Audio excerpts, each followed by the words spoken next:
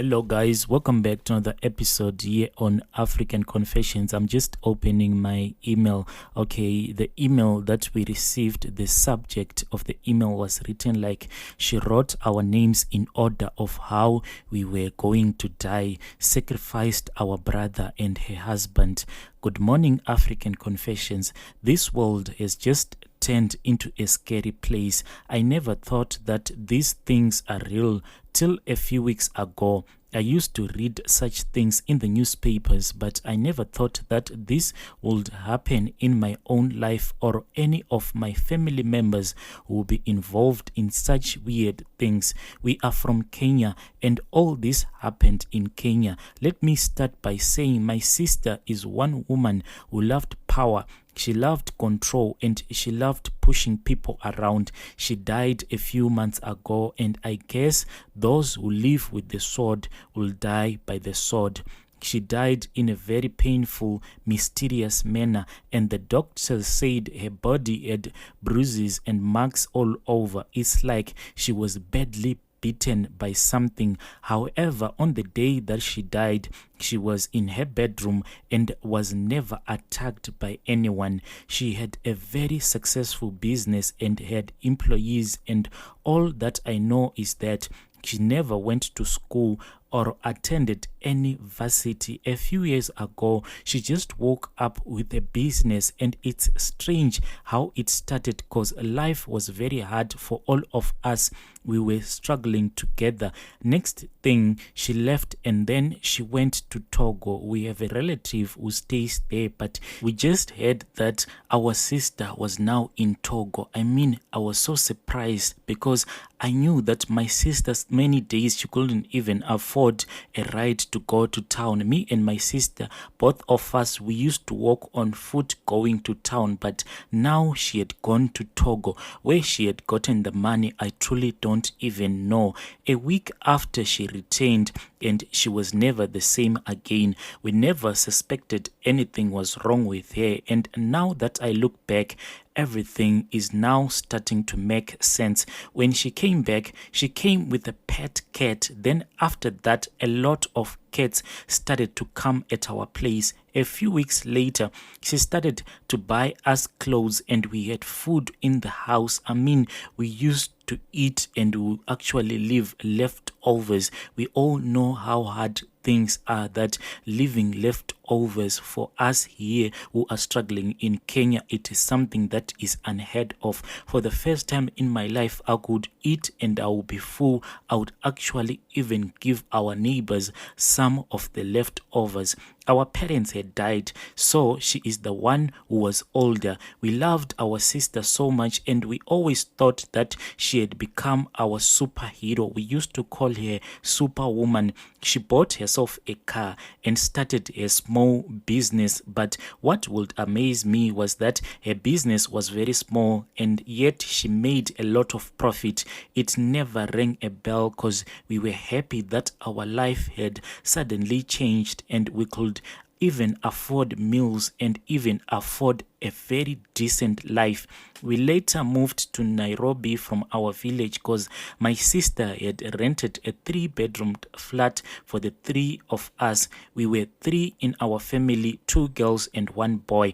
I am the last born and the only one who is still alive. As I am writing this story, I am so confused. I do not know how to feel. She then sent me to varsity, and my brother worked with her at a supermarket. Time flew, and within a year, my sister had so many connections in Nairobi. She even managed to partner up with this guy who had a very big supermarket in Nairobi. I enrolled at Baraton University and I was studying accounting. This has always been my dream, but I had given up on it the day that my parents had died. Our relatives from our father's side had came and collected every piece of furniture we ever owned, and we just struggled to make ends meet. Ours was a child-headed family, and as soon as they collected the few belongings that our parents had left for us. They just left us with no food, no one to take care of us. That time of my life, I lost all hope, and I knew that I wasn't not gonna make it in life because our neighbors would come and donate food, and sometimes we had to go to the vegetable market and pick us those vegetables that would have gone bad. Then we'll have food on the table. So being enrolled in the university was a dream come true. In my third year, my sister got married, and she had a very beautiful wedding, a very big wedding. You know, these days when people have weddings, usually they say it is only by invitation. There were a lot of people. We ate food until we couldn't eat anymore. But I think that during my sister's wedding, God was trying to open my spiritual eyes, but I was so happy with the life that our sister had given us. I didn't even let God open my spiritual eyes, because there were things that I saw that were strange on this wedding, but I didn't even bother to question God about these things, because what happened is that I just went into the bathroom whilst my sister was being done by her makeup artist. Then my sister was in the bathroom, but she had not totally closed the bathroom door, because she knew that no one was going to walk into the bathroom when we knew that she was there. So as I was at that time, I just loved to prank my sister, and this day I just wanted to give her the scariest prank of her life. So I approached her slowly. She didn't even hear my footsteps because I was trying to be as silent as I could be. As I approached my sister, I saw that she was so concentrating on the things that she was doing in the bathroom sink. She was there standing in front of the sink with the tap open as if she was washing her hands. As I approached her, I heard funny sounds as if she was feeding something that she was holding in her arms. She just turned around and she was so shocked that there was someone else with her in that bathroom. She looked at me, then I looked at her hands. I saw that in her hands she was holding a black kitten with very scary eyes, and that kitten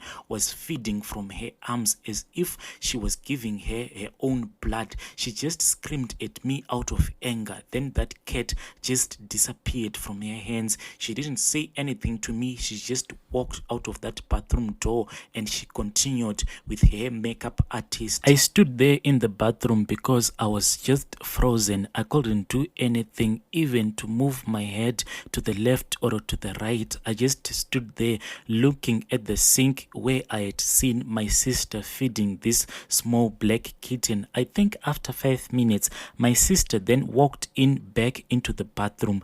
Then she stood facing me. Then she walked and she placed 2 sweets in my hand. Then she said, "Eat them, you're going to feel okay. You have just had a panic attack. So these are glucose sweets. Just eat them and you're going to be okay." I just stood there like a lifeless puppet. I obeyed each and every command that my sister was giving me. So I took those sweets from her hands and I just pushed them into my mouth. I ate those sweets without even chewing on them. One of the sweets then choked me. When she saw that I was choking, she dragged me, and she was harsh the way that she was dragging me. She dragged me to the sink where I had previously seen her feeding that black kitten that had just disappeared whilst she was holding it. It was as if the way that I was choking, her own life depended on me being alive, because as she was forcing me to drink water, she kept on telling me that you cannot die yet, because your time has not arrived. You cannot die yet. I have to live for many, many years, so you cannot die yet. It confused me, but at that time I couldn't answer her back because my jaws were so numb. I had that sensation in my jaws that you feel when you want to vomit, but I couldn't open my jaws because I felt as if hands were holding my jaws shut. She forced water into my mouth. Then after 2 minutes or so, I felt fine. Then we walked out of that bathroom, but the moment that she closed the bathroom door, I forgot everything that had happened in that bathroom. Only the day that we were busy burying my sister, those memories came back rushing into my head. I actually had a terrible headache that I didn't even witness my sister being buried because I went into the car. I just sat there because the headache was just too much for me, and I started to remember what had happened on my sister's wedding day. The day that my sister got married was the day, as a family, she introduced us to this guy who was supposed to be her husband. It was quite a strange thing, but when you are the only one who have money in the family, people, they don't even question the things that you want them to do. We just accepted this guy who was supposed to get married to our sister. As I spoke with this guy, I saw that he was someone who was a hard worker, but when I would ask him how he had met my sister, I knew that from the way that he was talking, my sister was the one who had approached this guy and proposed that she wanted to get married to him. So since my sister was someone who had money, this guy, there was no way that he was going to refuse this offer of a lifetime. But when I spoke to this guy who was going to get married to my sister, I quickly realized that this guy was not someone who was arrogant. He was actually someone who was trustworthy and hardworking, because he sounded like he was an intelligent guy, because from the money that my sister had given him, he had used whatever profit that he was making. He was buying US dollars because he didn't trust our Kenyan shilling. He always told me that I should keep my savings in US dollars because the dollar was inflation resistant. My sister never respected him, and she would always shout at him and disrespect him even in public. This guy was so humiliated by my sister, but he kept on holding on to his marriage with my sister. But there was this other day that I actually protested, and I told my sister that if you are ever going to humiliate this guy in front of everyone, in front of the whole family, I'm not going to visit you anymore, because my sister had said that this husband of hers was not a man at all. He was just a security guard who knew how to drive a car. My husband's sister, whenever he was humiliated by his wife, he used to go outside, then he would just sit and he would sing a song in English. It won't make sense, but it was a song that he used to sing when he was sad about how his life had turned out to be. My sister disrespected him because he didn't have the kind of money that she had. One day, robbers came into their house as they were asleep. Then they asked for the safe. My brother-in-law would keep his money in the safe, and then they beat my brother-in-law and forced him to unlock the safe, and then they took all of the money. He had something like 15,000 US dollars, and this is a lot of money when you are in Kenya, considering that you would convert that money into US dollars and also back into Kenyan shillings in the black market. So the more that you will convert this money from shillings back to US dollars, and sometimes from US dollars into shillings, it will give him such a big profit. We only discovered that these people were sent by my sister to come and rob the house, all because she wanted him to suffer. When I confronted my sister about this issue, because the police officers who were investigating this house robbery, the day that they came, my sister actually thought that I was at a varsity, but I was back earlier and I was just locked up in my room because I was trying to study. So I heard that my sister was speaking with other people, but the way she was shouting at these people made me to come out of my room, because I thought that maybe those robbers were back. When I went to where my sister was talking with these people, I heard she was talking with police officers, because they said that we knew from our investigations that you are the one who opened for these robbers. So if you want this case of yours to be struck off the book, do you think that a magistrate is going to risk his pension for 1,000 US dollars? At least you have to give us 8 or 7,000 US dollars. Do you know how many people that were involved with the disappearance of this docket? 1,000 is not going to be enough. How much are we going to share amongst ourselves. At first, my sister shouted at these police officers for 10 minutes or so. Then I heard that these police officers were given money because one of the police officers said to my sister, "You are quite a strange woman. Your house gets robbed. You hire robbers to come and rob your house.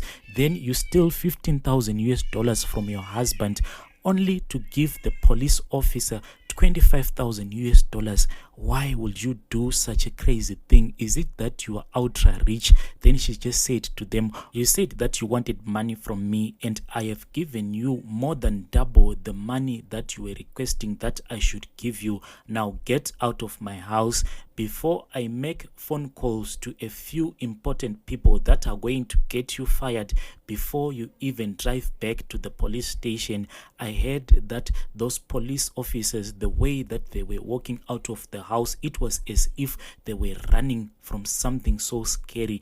I rushed back into my room because I was afraid that if my sister found out that I was spying on her, she was going to be very angry at me. Whenever I'll see my brother-in-law depressed, my heart will just break down. But I couldn't tell him that my sister was the one who had opened up the house so that the robbers can come in and rob him. He was indeed a very good man, and I didn't know why my sister had turned into such a terrible monster.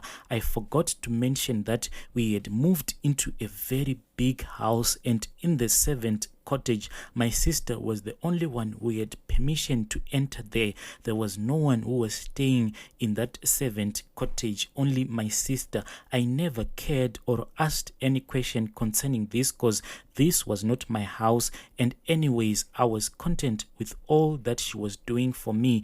Only now, when she died on her funeral, that is when we saw things we never thought existed in this world. We were shocked with all the things that we found out in that room. So for privacy, it was only us as a family, then the church pastor that we had called, and some few of his prayer warriors that were accompanying him. But from that, no other strangers were there to witness everything that we saw. There were skulls. The pastor had to burn all of those human skulls that were found in that room.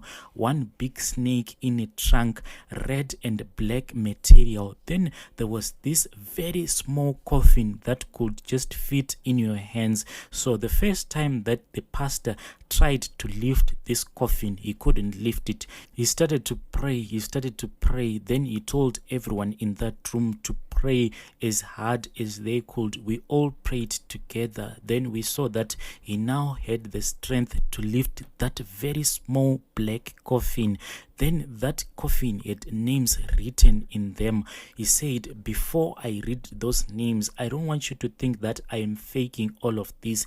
Can someone please get me a weighing scale?" So we couldn't find any. Someone had to be sent to go and buy that weighing scale in town. You won't believe me if I tell you that that small coffin weighed more than 100 kgs, because on that scale, that one that you keep in your bathroom, at first this scale was displaying that this little coffin was weighing 100 kgs. Then the next time it was saying that there was an error with the reading of the kgs.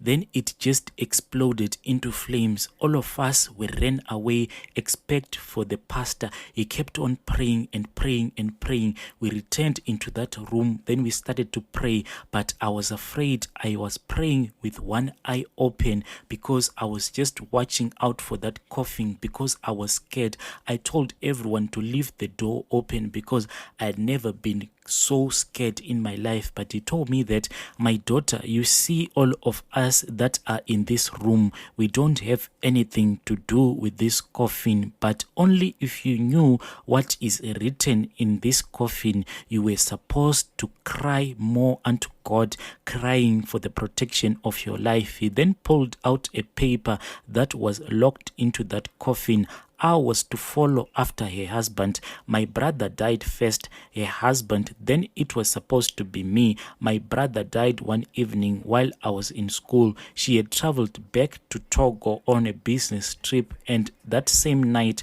my brother died in his room. The helper said that he just screamed and he kept on shouting, "Please, you are choking me. Please, you are choking me." And then I remembered that that was the way that I was supposed to die, in that bathroom. And my sister kept on saying that your time to die has not arrived. You cannot die today. The helper said that she tried to help him, tried to give him water, but he ended up falling. Then white things came from his mouth and his ears. When I received the news, I felt like my world had just stopped. We had hopes that one day he would get married. He was my mother's only son, and he would carry the name forward and make our family bigger. He was buried, and as soon as he was buried, my sister just flew to Nigeria for a vacation. I have never heard anyone from our neighborhood going to Nigeria for vacation. Not that I have anything bad against Nigeria, but it was so strange that my sister, out of nowhere, soon after we had buried our brother, the only explanation that she gave us as a family, she said that she was flying to Nigeria because she needed a peace of mind, because she loved our brother so much. But she just left her husband. She went alone on this long vacation. I went back to varsity. When the semester ended, I went home to find that she had bought 5 trucks, and she had changed her whole fleet of cars and bought the latest cars for cash. I was never surprised, but now I did an audit on her supermarket business, only to realize that her profit would only cover factory overheads. That was all. So where all this money was coming from? She had been operating these businesses on a loss. How was she getting all of the money? A year later, on the same date my one and only brother died, the same thing happened to my brother-in-law. This time I was about to graduate university. She had flown back to Togo for this very important business. Everything about flying to Togo, my sister would just say it is important. Even a family member, if they were sick, my sister would rather go to Togo than to attend a sick relative. Then as she was in Togo, my brother-in-law, her husband, died again. I knew something was wrong, but I never expected this from my sister. I thought it was a curse in our family. This time when I arrived home, my sister was in her bedroom. People were gathered at home for the funeral, but she was not crying. She was talking to her friends in the bedroom, and she never came out. Those very same women, those strange women that had came to her wedding, they were there. She was with them in her bedroom. They were talking, but it was as if they were using another tongue that we couldn't even understand. I remember that I approached one of my uncles from my mother's side, and I said, "Can you hear what my sister is doing in her bedroom? Can you understand anything that she is saying?" Then he just said, "No, I don't want to be a part of it." I knew that my uncle was afraid of our sister because my sister was taking care of all of our relatives. On the day that my brother-in-law was buried, my sister arrived late and sat in the congregation. I looked at my sister and I noticed that she had just lost her mind. How on earth do you find the strength to walk in heels, arrive at your husband's funeral late, never shed a tear, and sit in the congregation and not sit in front with the family? We buried my brother-in-law, and a week later she flew to Dubai. She had a strange friends from her husband's funeral and also that were there at her wedding day. So this other day I was just playing with her phone. I saw that one of those strange women had just lost her husband in the same week that my sister had also lost her husband. This was strange. They went shopping. They were buying expensive Louis Vuitton bags. Gucci, Versace items. All of this I saw on the status of my sister. Even my sister's late husband's relative, they approached me, then they asked me why my sister was doing this, showing all of the expensive clothes on her WhatsApp status a week after the death of her own husband. When I told her that, sister, this thing that you are doing is not a good thing, she just posted another post on her WhatsApp status saying that, to whom it may concern, if you think that you know pain, you don't know pain at all, but ask the one who used to cook for this dead man. Ask the one who used to share a bath with this dead man. Ask the one who used to spend the whole night sleeping next to this man who is now dead. Now you know pain. I am the boss lady. If you want money, ask for it, I'll give you. But if you want drama, I'll give you a series. Then she just blocked all of her late husband's relative. What hurt me is that during the funeral is that the relatives of my brother-in-law, they kept on asking my sister if they could take the body of their relative back to the village so that they can give him a proper African burial. But my sister told them that, I am the wife, am I not? I can choose wherever I want to bury my husband. And that is what she did. She made sure that the place that they were going to bury him, none of his relatives could afford to go there, because my sister had promised them that she was going to use one of her buses. Then in the end, she didn't even send that bus to go and fetch them from the village, so the father couldn't even witness his own son being buried. Life continued. Then a year later, on the same day that my two brothers died, I was now working and I had moved out of her house because I had noticed that she was very weird. It was as if she was high on drugs all the time, as if she was afraid of sleeping in her own bedroom. She died. The helper called me and explained everything. I called my church family. We went to her place. I rushed to the hospital and the autopsy report said she was beaten and scratched, but she never left the house. And the CCTV footage shows that nobody was in the house except for her and the helper. But the strange thing about this CCTV footage is that there were a lot of cats that were just circling around her house. Those cats, where they were coming from, no one even could understand. And all of them, they were just black cats. They were just running into the yard, then coming out exactly at the time of the death of my sister. That night before my sister died, I had a dream. In this dream, my sister came to me, but she was holding a very large cat.